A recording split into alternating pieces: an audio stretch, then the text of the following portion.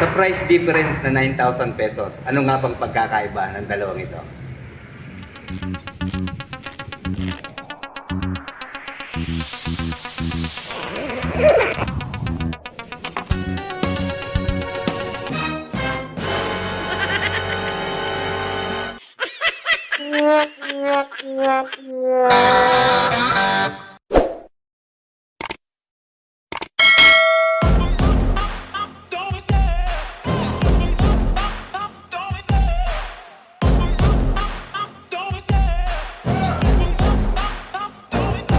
I love the chase and the hunt, and I set the pace when I'm running. I always take what I want and I always give it 100. Don't need a bank, no I'm funded. Play the game like it's nothing. I'm always thankful for something. Don't take for granted, stay humble. Now wake up!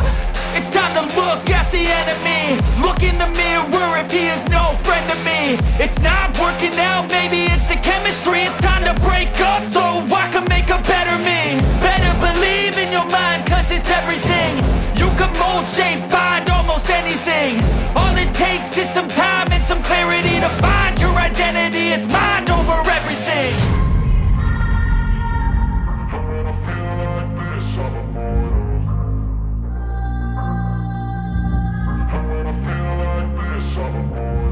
And when I feel like this, I'm immortal. When I feel like this. Ngayong December 10, 2025, available na po dito sa Unimar Santa Cruz ang Suzuki Access 125 Standard at Suzuki Access 125 Ride Connect Edition. Okay, kanina nabanggit nga po natin, meron silang price difference na 9,000 pesos. So alamin natin ano ba yung 9,000 pesos na yan, ha? Pero siyempre sa mga kukuha po ng hulugan or cash, ayan po ang kanilang mga cash price. Dito po sa Access 125 ni Standard, 85,400 pesos. At 94,400 naman po ang cash dito sa Access 125 na Ride Connect. Sa installment naman po, Magda-down tayo ng 5.9 sa Ride Connect Edition at 4.9 naman po sa Standard Edition ng Access 125. And then ayan po yung mga installment sa 12 months, 24 months, 36 months. Ayan, pag-aralan nyo na lang po kung saan kayo komportable.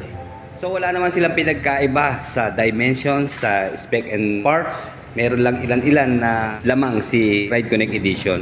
Pero sa kulay po, ayan, lamang si Standard kasi tatlong kulay po ang available dito. Meron po itong green, white, and then black.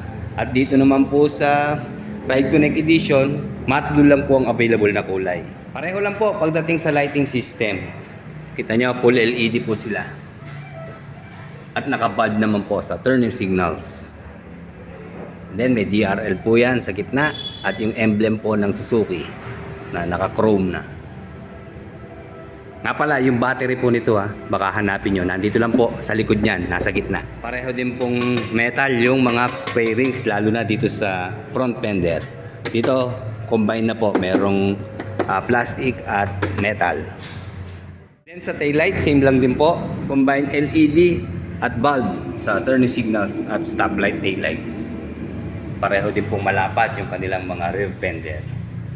Sa grab bar, kulay lang po ang pinagkaiba. Kulay gray dito po sa Standard. At sa Ride Connect Edition naman po, glossy black. And then sa front tire, pareho din po. 90 by 90 by 12 na Maxxis tire, tubeless. Hanggang sa mag wheels, yan, size 12. Dito po sa front. And then pareho din pong telescopic fork sa front suspension. Sa braking system po, single disc na meron pong single piston caliper. Ganon din po dito sa Standard. single disc na merong single piston caliper. Ito sa rear tire, 90 by 100 by 10. Pareho din pong single-sided shock sa suspension na non-adjustable. Pareho pong naka-drum sa rear brake. Pareho pong may kickstarter. And then pareho din po na mayroong kill switch sensor ang mga side stand. Then ganoon din yung footrest, walang nabago, aluminum din po. And then 50 ml lang po sa gear oil capacity. 650 ml naman po sa engine oil capacity. Wala pong nabago sa stock na muffler. Ganon din po ang shape, triangle na meron pong naka-chrome na teeth guard na metal. Hanggang sa elbow, kulay black na metal din po. Same engine specs, 4-stroke, single cylinder, 2 valve, single overhead cam, air-cooled sa cooling system, fuel injected sa fuel supply system, 125cc displacement, and then Suzuki Eco Performance sa engine. And then ito na, nagkaiba sila pagdating sa upuan. Sa kulay, light brown dito po sa standard at dark brown naman po dito sa Ride Connect Edition.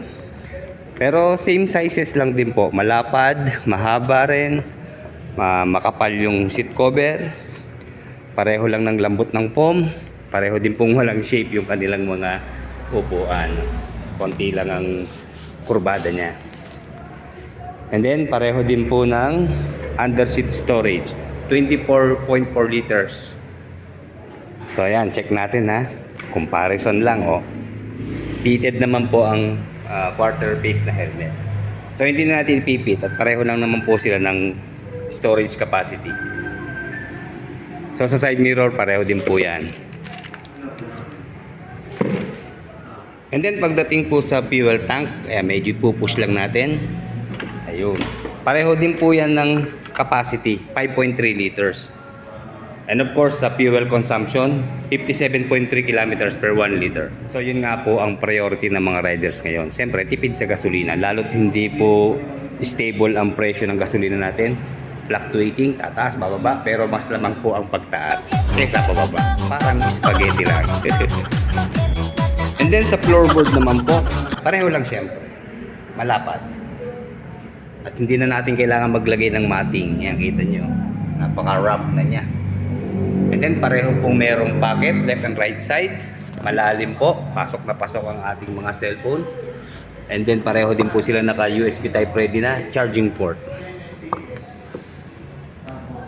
And then syempre manual key pa rin po sa ignition system. May shutter key lock. Ganun din po dito sa Ride Connect Edition.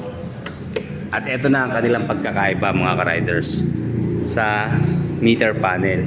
Lamang po talaga si Ride Connect Edition dahil ito po ay TFT display na, full digital. At dito naman po sa Standard Edition, mas lamang po ang analog. Kapiraso lang yung kanyang digital. Dito po yung fuel indicator. And then same lang din po sa mga switches and button. Wala namang nabago.